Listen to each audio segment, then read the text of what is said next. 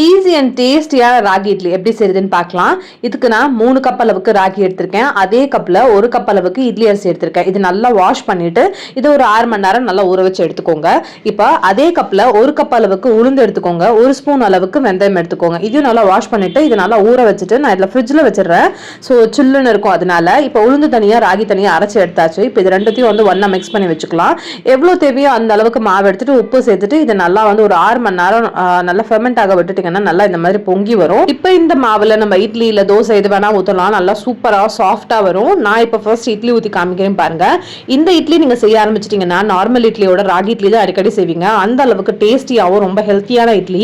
குழந்தைங்கள்ல இருந்து பெரியவங்க வரைக்கும் எல்லாருமே சாப்பிடலாம். கண்டிப்பா ட்ரை பண்ணி பாருங்க. எவ்வளவு சாஃப்டா இருக்கு பாருங்க. அதே மாவுல தோசை மாவு பதத்துக்கு தண்ணி ஊத்தி மிக்ஸ் பண்ணிட்டு தோசை செஞ்சாலும் நல்ல கிறிஸ்பியான ஹெல்த்தியான தோசையும் ரெடி ஆயிடும். டயட்ல இருக்கவங்க கூட சாப்பிடலாம். கண்டிப்பா இந்த ரெசிபி ட்ரை பண்ணி பாருங்க. இந்த வீடியோ பிடிச்சிருந்தா லைக் பண்ணுங்க, மறக்காம சப்ஸ்கிரைப் பண்ணுங்க.